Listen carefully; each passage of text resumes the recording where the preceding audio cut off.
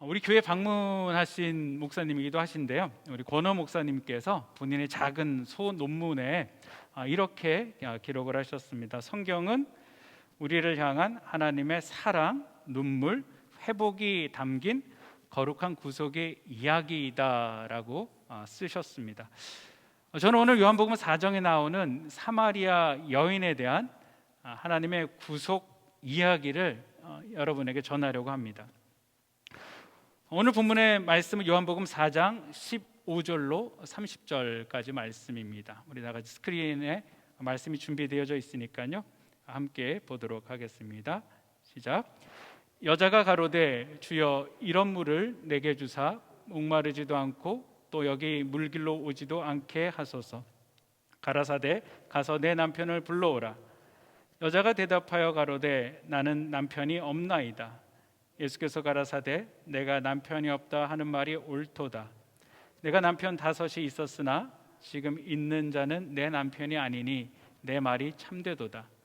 여자가 가로되 주여 내가 보니 선지자로소이다. 우리 조상들은 이 산에서 예배하였는데 당신들의 말은 예배할 곳이 예루살렘에 있다 하더이다. 예수께서 가라사대 여자여 내 말을 믿으라. 이 산에서도 말고 예루살렘에서도 말고 너희가 아버지께 예배할 때가 이르리라. 너희는 알지 못하는 것을 예배하고 우리는 아는 것을 예배하노니 이는 구원이 유대인에게서 남이니라. 아버지께 참으로 예배하는 자들은 신령과 진정으로 예배할 때가 오나니 곧 이때라. 아버지께서는 이렇게 자기에게 예배하는 자들을 찾으시느니라. 하나님은 영이시니 예배하는 자가 신령과 진정으로 예배할지라. 여자가 가로되 메시아 곧 그리스도라 하는 이가 오실 줄을 내가 아노니 그가 오시면 모든 것을 우리에게 고하시리이다. 예수께서 이르시되 내게 말하는 내가 그러라 하시니라. 이때 제자들이 돌아와서 예수께서 여자와 말씀하시는 것을 이상히 여겼으나 무엇을 구하시나이까 어찌하여 저와 말씀하시나이까 묻는 이가 없더라. 여자가 물뚱이를 버려두고 동네에 들어가서 사람에게 이르되 나의 행한 모든 일을 내게 말하는 사람을 와보라. 이는 그리스도가 아니냐 하니 저희가 동네에서 나와 예수께로 나오더라. 아멘. 사마리아 여인을 향한 하나님의 거룩한 구속의 이야기의 시작은 예수님께서 바리새인들을 피하여서 당시 사역하고 계시던 유대 지역을 떠나 갈릴리로 가시는 과정에서 시작이 됩니다. 잠깐 예수님 당시에 이스라엘 지도를 보도록 하겠습니다. 스크린 좀 띄워주시겠어요? 지도에서 보면은 제일 이 하단에 이렇게 녹색으로 표기된 지역, 우리가 많이 들었던 지명이 있는 그런 곳입니다. 예루살렘과 베들레헴과 베다니와 여리고와 같은 그런 지역에 있는 이 지역을 유대 지방이다라고 이야기합니다. 그리고 중간에 보면 이 보라색으로 표시되어 있는 이 지역이 오늘 본문에 나오는 사마리아 지역입니다. 이 사마리아 지역은요, 아브라함이 하나님께 처음 제사를 드렸던 그런 곳입니다. 그리고 여호수아가 이스라엘 백성들을 이제 가나안으로 들어갔을 때 하나님의 복과 저주를 시각적으로 보여주기 위한 어떤 그립심산과 에발산이 있는 그런 지역이고요. 오늘 또 본문에 나오는 야곱이 우물이 있는 세겜과 같은 그런 지역입니다. 그리고 제 상단에 있는 이 지역이 바로 지금 예수님께서 가시기를 원하시는 갈릴리 그런 지역입니다. 예수님의 주요 활동 무대였고 우리가 많이 들었던 어떤 가버나움이나 가나나 나사렛 같은 그런 동네입니다. 우리가 이 지도를 여러분께서 보실 때 유대에서 갈릴리로 이곳에서 이 갈릴리로 가는 가장 빠른 길은 요 사마리아를 통과해서 지나가는 그런 길입니다. 그런데 유대인들은 이것을 이동을 할 때 중간에 있는 이 사마리아 지역을 통과하는 것이 아니었습니다. 이들은 이 곳을 지나갈 때 여리고라는 곳에 가서요 요단강을 건넙니다. 그리고 이 지역이 베레아 지역인데요, 이 지역을 통과해서 다시 요단강을 건너 갈릴리로 올라가는 그런 루트를 사용을 합니다. 여러분, 왜 유대인들은 이 가장 빠른 갈릴리 길을 두고 시간과 경비가 더 많이 드는 베레아 지역을 통과를 해서 갈릴리로 갔을까요? 사마리아 사람들의 조상은 본래 북왕국 이스라엘 사람들이었습니다. 그런데 BC 722년에 북이스라엘이 아수르에게 멸망을 당합니다. 그리고 아수르는 민족 혼합 정책을 사용을 합니다. 그에 따라서 일부 이스라엘 사람들을 다른 지방으로, 다른 지역으로 이주를 시킵니다. 그리고 그쪽에 있는 다른 이방인들을 이스라엘 땅에 와서 살게 합니다. 자연스럽게 이방인과 이스라엘 사람들이 함께 어울려 살고요. 그리고 자연스럽게 그 안에서 혼인이, 결혼이 이루어지게 됩니다. 그 결혼을 통하여서 북왕국 이스라엘 사람들은 혈통적으로 순수함을 잃었습니다. 또 종교적으로도요, 셀 수 없이 많은 이방 종교들이 그 북이스라엘로 들어옵니다. 그 이방 종교와 이 기독교가 혼합이 되어서요, 유대교가 혼합이 되어서요, 하나님만 경외하는 신앙을 잃어버리게 됩니다. 그와는 반대로 유대 사람들은 포로 이후에도 그들의 순수 혈통과 하나님만 섬기는 유일 신앙을 지킴을 통하여서 자신들은 여전히 하나님께 선택받은 고귀한 백성이다라고 생각을 하고, 반대로 어떤 순수함을 잃어버린 사마리아 사람들은 혈통적으로, 종교적으로 순수함을 잃어버렸기 때문에 이방인처럼 여기며 그들을 경멸하게 되었습니다. 예수님 당시에는 사마리아 사람들을 짐승처럼 여겨서요, 상종 자체를 하지를 않았습니다. 유대인들은 사마리아 사람들이 사용하던 물건만 만져도 자신들이 부정해진다라고 생각을 했습니다. 때문에 유대 사람들은 여행을 할 때 아주 특별한 일이 있지 않고서는요, 베레아 지역을 통과하는 길을 선택을 합니다. 그러나 예수님은 유대 사람들처럼 먼 길을 돌아서 갈릴리로 가는 길을 택하지 않으시고 제자들과 함께 사마리아 지역을 지나가십니다.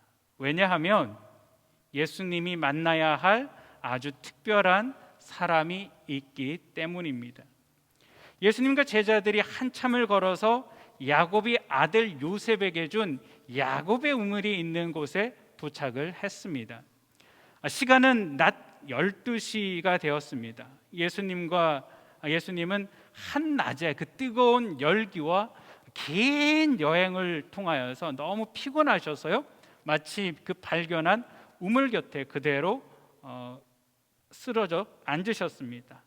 쉬시기 위하여서. 제자들은 또 먹을 것을 구하기 위해서 근처 마을로 떠납니다.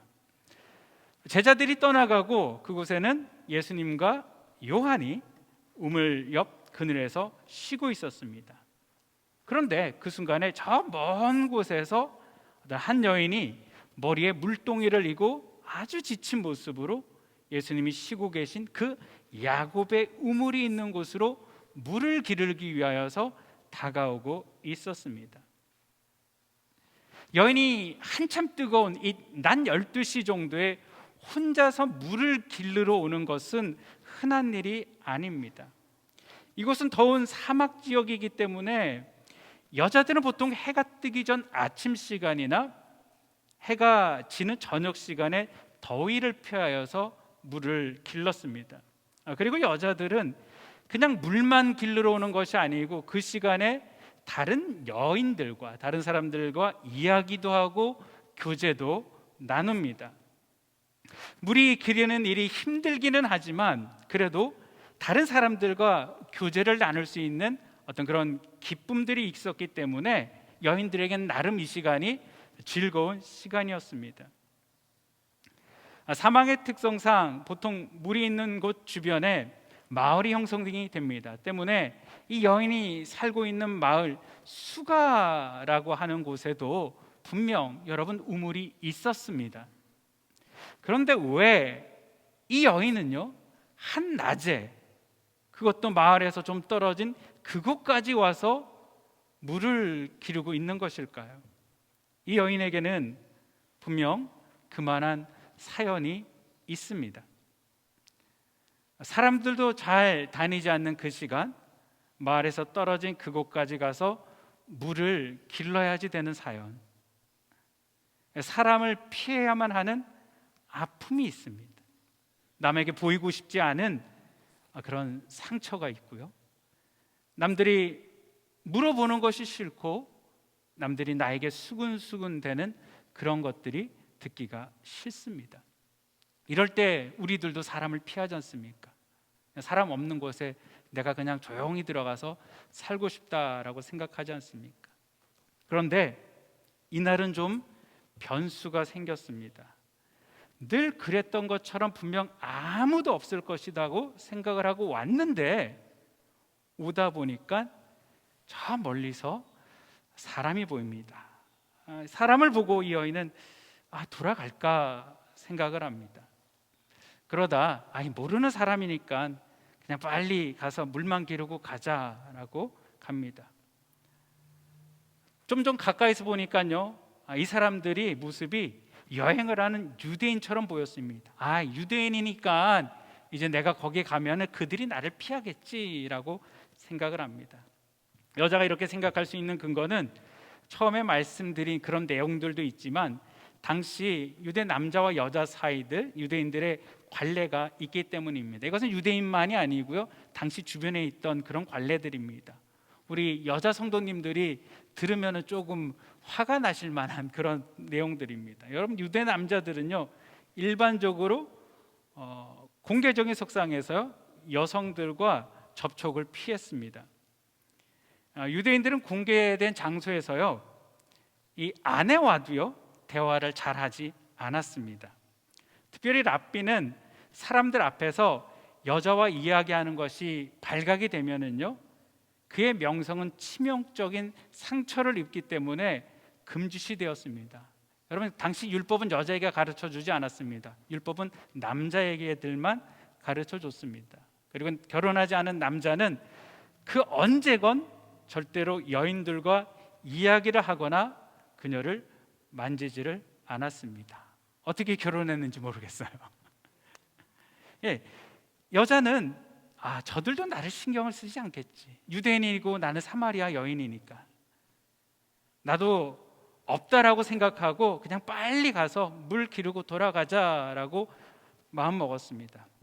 운에 도착한 여인은 늘 하던 대로 물동이에 물을 채우기 시작했습니다. 여인은 낯선 그 사람들의 시선을 애써 피하기 위해서 더 물 기르는 일에 집중을 합니다. 네, 여러분, 이 여인이 모르고 있는 것이 있습니다. 지금 이 여인 옆에서 자신을 보고 계시는 분이 누구신지를 이 여인은 모릅니다. 왜 이분이 지금 이곳에서 쉬고 계시는지 여인은 모릅니다. 여러분, 그러나 우리는 알고 있습니다. 지금 이 여인을 보고 계시는 분이 누구신지, 그리고 왜 예수님께서 그곳에 계시는지도 우리는 알고 있습니다. 예수님은 그녀를 위해서 그곳에 가셨습니다. 그녀가 그곳에 올 것을 아시고 야곱의 우물 곁에서 그녀를 기다리고 계셨던 것입니다. 예수님은 아십니다. 왜 그녀가 그 시간에 그렇게 고독하게 무거운 물동이를 이고 그곳에 왔는지를. 여인은 애써 외면하고 아무 일 없는 사람인처럼 보이려고 하지만, 여러분, 예수님의 눈을 피할 수는 없습니다. 여러분, 예수님께서 여인의 모습만을 아실까요? 아닙니다. 우리의 모든 형편과 처지를 다 아십니다. 우리가 특별히 하나님 앞에 말하지 않아도 하나님은 다 아십니다. 그런데 그것이 이 여인이 예수님을 모르는 것처럼 우리만 그 사실을 모를 때가 있어요. 하나님, 내가 이런 거 모르시죠? 천만의 말씀이요. 하나님 다 알고 계십니다. 이제 예수님은 힘든 여인의 삶 가운데 그녀를 구속하기 위하여서 예수님의 손을 내미십니다. 낯선 사람에 대한 경계심으로 여인이 놀라서 도망칠 수도 있기 때문에 예수님은 가장 그 상황에 맞는 말로 여인을 예수님의 대화로 초대를 합니다. 내가 목말라서 그러는데 괜찮으시면은 물을 좀 주시겠습니까? 라고 예수님은 이야기합니다. 여러분, 이 말은 아주 평범한 말이고요, 할 수 있는 그런 말입니다. 그러나 이 질문을 받은 이 여인은요, 순간 놀랍니다. 그리고 이 여인은 본능적으로 자기 자신을 방어하고 대화를 더 이상 할 수 없을 정도로 중단할 수 있는 기막힌 답을 찾아냅니다. 그리고 예수님께 이렇게 이야기합니다. 당신은 유대인으로서 어찌 사마리아 여자인 나에게 물을 달라 하나이까? 유대인과 사마리아인의 관계를 고려하고 또 남자와 여자의 관계를 생각할 때 당신이 나에게 그런 요청을 하는 것은 당신들의 관례나 규례로 볼 때 할 수 없는 질문이 아닌가요? 여러분, 이 여인은 아주 교양 있게 예수님께서 물 달라라고 하신 것을 거절을 합니다. 어떻게 물동이를 같이 나눌 수가 있겠어요? 할 수 없죠. 그리고 다음 질문 또한 원천봉쇄하는 그런 말입니다. 나 물 줄 생각도 없고요, 말 걸지도 마세요 라고 여인은 차단을 합니다. 이 대화 자체를 거부하는 여인에게 예수님은 그녀를 향한 이 구속의 손길을 포기하지 않으십니다. 이제는 손을 더 내밀어 여인에게 다가가십니다. 내가 만일 하나님의 선물과 또 내게 물 좀 달라 하는 이가 누구인 줄 알았더라면 내가 그에게 구하였을 것이요 그가 생수를 내게 주었으리라 라고 대답을 하십니다. 조금 전에 이 여인에게 물을 좀 달라라고 요청하셨던 예수님은 이제 여인에게 입장을 바꿔서요, 생수를 주시겠다라고 말씀을 하십니다. 여러분, 이 예수님의 대답은 이 지금 우리가 들어도요, 이게 무슨 말이지라고 할 수 있습니다. 여러분, 예수님의 말씀이 지금 이해가 되세요? 여인이 얘기하고 있는데 예수님 이 대답이요? 지금 예수님이 무슨 말씀을 하고 계신지 우리가 알 수 없죠. 더욱이 영적으로 깨어있지도 못하고 어두웠던 이 사마리아 여인도 도무지 이 말이 무슨 말인지 이해할 수가 없었습니다. 하지만 여인이 지금 이 상황과 대화를 통해서 생각할 수 있는 것은 비록 이 사람이 하는 이 말과 뜻은 내가 정확하게 알 수 없지만 현재 나와 대화를 나누고 있는 이 사람이 일반적인 유대인은 아니다라는 것입니다. 보통 유대 사람이라면 결코 지금처럼 자신과 이런 대화를 나누지를 않습니다. 여인은 정확히 예수님이 어떤 분인지 알 수는 없지만 직감적으로 이분이 특별한 분이시구나라는 것을 느낍니다. 예수님께 가졌던 경계심이 조금씩 사라집니다. 예수님의 존재에 대한 호기심이 이 여인에게 생깁니다. 그리고 예수님의 말씀 가운데 샘물을 준다라는 말이 여인의 관심을 끌습니다. 그리고 여인은 예수님께 묻습니다. 당신은 이 우물을 준 야곱보다 더 큰 분이십니까? 당신은 더 위대하신 분이십니까? 만약 당신이 그렇다면 당신은 우리에게 무엇을 주실 수 있으십니까? 내가 당신에게 얻을 수 있는 것은 무엇입니까? 라고 묻습니다. 예수님의 구속의 손길에 여인도 이제는 물러서 가는 것이 아니고요, 한 걸음 다가갑니다.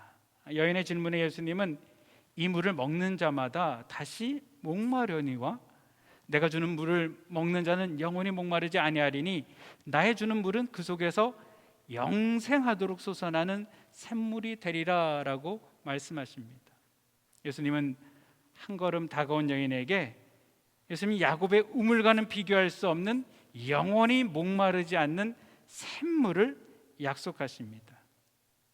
영원히 목마르지 않는 샘물을 마다할 사람은 아무도 없습니다. 사마리아 여인도 구체적으로 이 샘물이 무엇을 의미하는 것인지 인식하지는 못했지만 이것을 본능적으로 사모합니다. 그리고 예수님의 말씀처럼 예수님께 달라고 마시고 싶다고 샘물을 요청을 합니다. 주여 이런 물을 내게 주사 목마르지 않고 또 여기 물길로 오지도 않게 하소서.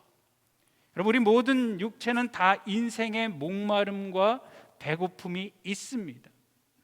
이 목마름과 배고픔과 어떤 피곤함들은 인간의 몸으로 이 땅에 오신 우리 주님도 느끼셨습니다. 지금 사마리아 여인과 함께 대화를 나누고 계신 주님이, 현재 주님이 목마르시고 배고프시고 피곤함 가운데 계십니다. 주님이 십자가에서 죽으시는 그 순간에도 내가 목마르다라고 하셨습니다. 이 육체의 장막을 벗어버리기 전에 결코 이 육체의 목마름에서 벗어날 수 없습니다. 우리는 목이 마를 때마다 우물가에 가서 우리의 목을 축이지만 그것도 잠깐, 시간이 지나면 다시 갈증을 느낍니다. 여인의 삶을 보십시오. 구체적으로 어떤 삶을 살았다라고 말해주진 않지만 이 여인의 삶 속에서 있었던 갈증과 배고픔의 문제들, 그것들을 자신의 뜻대로 해결하다 보니 어느 순간 여인의 삶은 자신도 모르게 참으로 기구한 인생이 되어 있습니다. 남편만 5명을 거쳤습니다. 지금 남편은 6번째입니다. 삶의 희망은 사라지고 사람들에게 손가락질 받고 버림받은 그런 여인이 되었습니다. 그렇다고 삶의 갈증이 해결된 것도 아닙니다. 여전히 목마르고 현재 남편조차도 자신의 남편이라 말할 수 없는 참 아픈 삶입니다. 이 기구하고 아픈 삶을 살고 있는 한 무명의 이 사마리아 여인, 아무도 이 여인에게 관심을 두고 있지 않지만 주님은 바로 이 여인에게 그 한낮에 먼 길을 걸어 피곤함을 이기며 직접 찾아가셔서 아주 친절하게 구속의 손을 내밀고 있습니다. 우리의 삶 가운데도 주님은 이렇게 찾아오셨습니다. 여러분이 주님을 만났을 때가 그때일 것입니다. 주님으로 인하여서 소망 없던 여인의 마음에 작은 소망이 생깁니다. 그 물을 내게 주사 또 여기 물길로 오지 않게 하소서. 주님이 말씀하신 것이 무엇인지 정확하게 깨달을 수 없지만 그런 인생이 되고 싶습니다. 더 이상 내 삶이 갈증 없는 인생 되기를 원합니다. 더 이상 내 삶이 방황하는 인생 되지 않기를 원합니다. 여인은 이제 조금 변화되고 싶은 마음이 생겼습니다. 이제 주님은 여인에게 더 새로운 소망을 주시기 위하여서 현재 그녀가 갖고 있는 상처를 감추고 있는 마음, 그 비밀의 문에 노크를 하십니다. 여자에게 주님은 더 다가가시며 내 남편을 데려오라라고 하십니다. 여자는 당황했습니다. 그냥 편하게 주시는 그 샘물 마실 줄 알았는데 전혀 생각하지 못한 질문을 여인이 받습니다. 그 여인의 삶 가운데 가장 감추고 싶은 수치의 한 부분을 예수님께서 건드셨습니다. 예수님의 질문에 어떻게 답을 해야 되는지 한참을 여자는 생각을 했습니다. 그리고 이 여인은 힘없이 예수님의 질문에 남편이 없습니다 라고 말을 합니다. 그러자 조용히 그 말을 들은 예수님은 그 여인의 말을 들으시고 여인의 말이 옳다라고 얘기하십니다. 그리고 여인의 과거와 현재를 이야기하십니다. 여인은 예수님의 그 대답을 듣고 순간 멍해졌습니다. 그리고 내가 말하지 않았지만 이분은 다 알고 계시는구나라고 깨닫습니다. 이분이 내 모든 삶을 다 아시는구나, 내가 어떤 여인인지 이분은 아시는구나. 순간 부끄러웠습니다. 이분도 다른 사람들처럼 나에게 손가락질할까, 나를 부끄럽다라고 생각할까, 자신의 치부가 노출됨과 그 결과를 생각하며 부끄러움과 수치심, 두려운 감정이 이 여인의 마음에 가득하였습니다.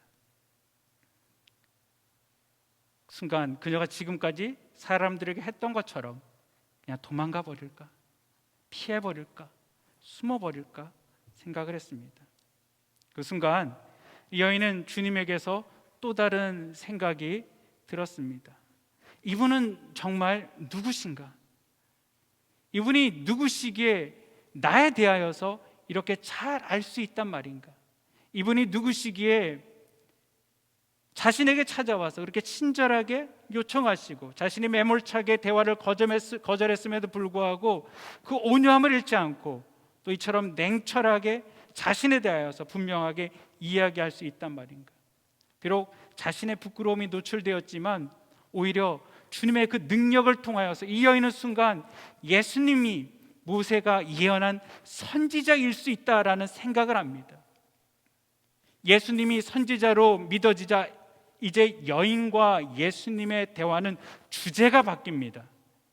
여인의 관심의 변화가 생깁니다. 여인은 자신의 죄를 인식하게 된 이후에 감추고 있던 자신의 갈급한 영적 문제에 대해서 질문을 합니다. 예수님과 여인의 대화여서 우리가 알 수 있는 것은 인생에는 육적 갈증만 있는 것이 아니라 우리가 많이 인식하지는 못하지만 영적 갈증도 있다라는 것입니다. 이 여인의 영적 갈증의 질문은 사람들이 반드시 예배를 드려야 할 장소가 어디입니까? 라는 것이죠. 이것은 하나님께로 나아가는 길을 발견하고자 하는 이 여인의 갈급한 마음을 잘 나타내 주는 것입니다.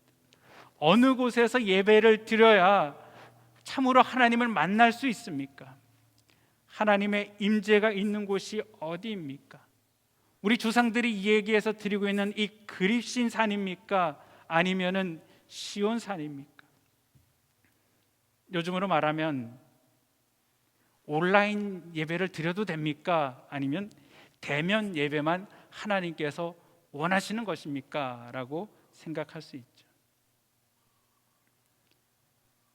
예수님의 대답은 장소가 중요한 것이 아니다라고 말씀하십니다. 예배자가 어떤 마음으로 예배를 드려야지 되는지를 말씀하고 계십니다. 신령과 진정으로 예배를 드려라. 유대인들은 하나님 앞에 예배를 드리고 있지만 그이들은 형식적으로 드렸습니다. 하나님 앞에 영적으로 나아가지를 못하고 있다는 것이죠. 사마리아인들은 다른 곳에서 하나님 앞에 다른 방법으로 예배를 드린다고 생각하지만 실질적으로 그들은 하나님이 누구신지 정확하게 깨닫지 못하고 예배가 무엇인지 정확히 깨닫지 못하기 때문에 그들에겐 진리가 없다라고 이야기하십니다. 그래서 예수님은 신령과 진정으로 예배하라라는 것이죠. 하나님에 의해 능력을 부여받은 예배가 되어야지 된다라는 것이죠. 또한 하나님의 계시에 의해서 지식을 얻는 예배가 되어야지 된다라고 말씀하고 계십니다. 우리는 사마리아 여인을 생각할 때 이 많은 남편과 살았던 그런 것으로 인하여서 이 여인이 성경의 진리에 대하여 약할 것이다 라는 선입견을 갖고 있습니다.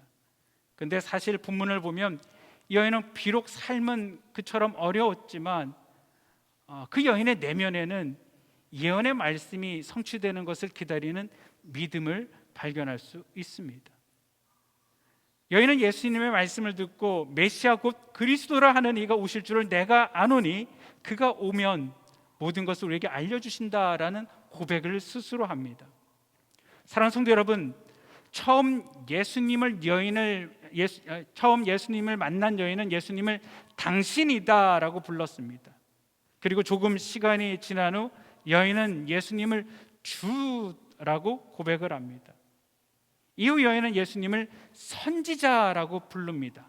그리고 이제 예수님은 자신도 모르는 가운데 예수님을 향하여서 메시아를 기다리는 고백을 합니다. 이제 시간이 되었습니다. 예수님이 이 사마리아 여인에게 이제 최종적인 자기 계시를 해주십니다. 내게 말하는 내가 그라 하시니라. 딸아, 네가 그렇게 기다리는 메시아다라고 얘기하십니다.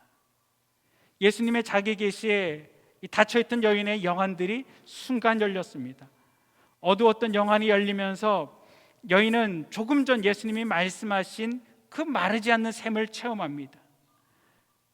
여인 안에 흐르는 샘물, 솟아나는 샘물은 여인을 그 자리에 둘 수 없었습니다. 여인을 향한 하나님의 사랑과 회복을 경험한 후 여인이 하나님의 손에 붙잡힌 바 되자 여인은 완전히 달라졌습니다. 여인을 만남으로, 예수님과의 만남으로 여인의 마음에 항상 따라다녔던 이 수치심과 팽피함들은 말살되고 사람들 앞에 과감히 나설 수 있게 되었고, 자기가 만난 그분을 알리겠다라는 사명감이 그녀를 움직였습니다. 흥분과 감동 때문에 사람에게 경멸받는 자신의 처지도 잊어버린 채 별다른 설명 없이 무조건 일로 와보라라고 이야기합니다. 사랑하는 성도 여러분, 세상을 살아가는 모든 사람들은 삶의 갈증과 배고픔을 있습니다. 이 갈증에는 육체적인 갈증도 있고 많은 사람들이 인식은 못하지만 영적인 갈증도 있습니다. 어떤 사람들은 육신의 갈증에 노예가 되어 삽니다. 그래서 사람들은 육체의 갈증을 채우기 위해서 육체의 소욕대로 삽니다. 사마리아 여인의 삶이 그랬습니다. 그러나 이 육체의 갈증은 결코 해결되지 않습니다. 쾌락은 더 큰 쾌락을 추구하고요, 자극은 더 큰 자극을 원하고요, 여러분 기쁨도 더 큰 기쁨을 원합니다. 여러분, 예수님도 이 모든 문제를 다 알고 계십니다. 예수님도 함께 배고프시고 피곤을 느끼시고 갈증을 느끼셨습니다. 사마리아 여인의 모든 것을 아는 예수님은 그녀를 보시며 긍휼히 여기셨습니다. 그리고 예수님은 그 갈증을 뛰어넘는 영원히 목마르지 않는 샘물을 약속하십니다. 이 여인이 그것이 구체적으로 무엇인지 몰랐으나 그냥 단순하게 당장 목마르지 않은 것이라면 당장이라도 그것을 얻고 싶다라는 갈망이 생겼습니다. 우리도 마찬가지입니다. 사실 오늘 본문을 엄밀히 보면은 주님은 어떤 육체적 문제를 해결하기 위해서 해주신 것이 없는 것처럼 보입니다. 예수님이 하신 것은 예수님 자신을 여인에게 보여주신 것입니다.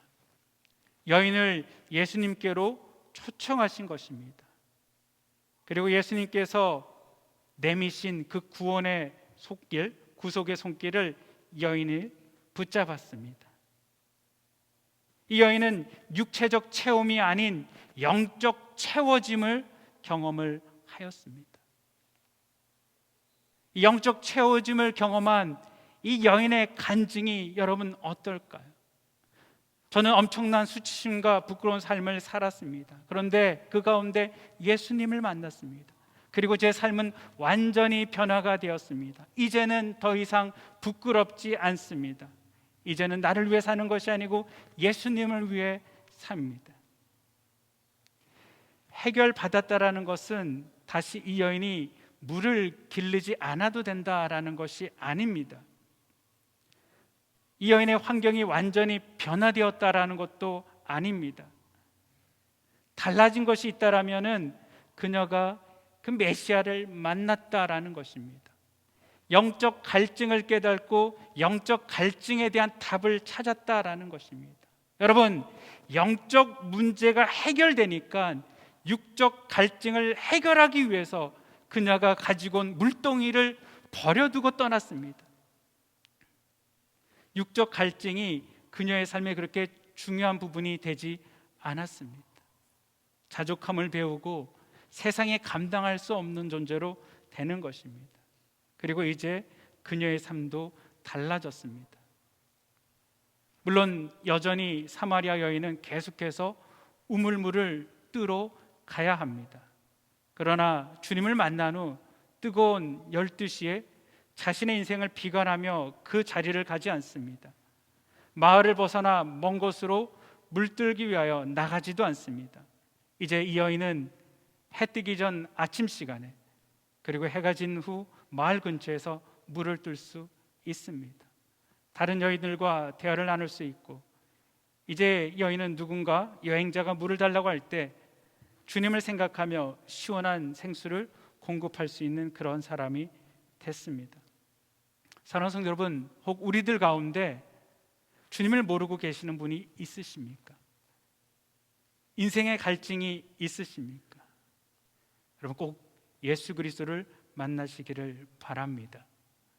지금도 예수님은 여러분에게 구원의 손길을 내미십니다. 여러분, 예수님은 여러분의 모든 삶을 다 알고 계십니다. 그리고 그 어떤 것도 예수님은 나무라지를 않습니다. 예수님이 여인을 나무라지 않으셨습니다. 더 말하지 않으셨습니다.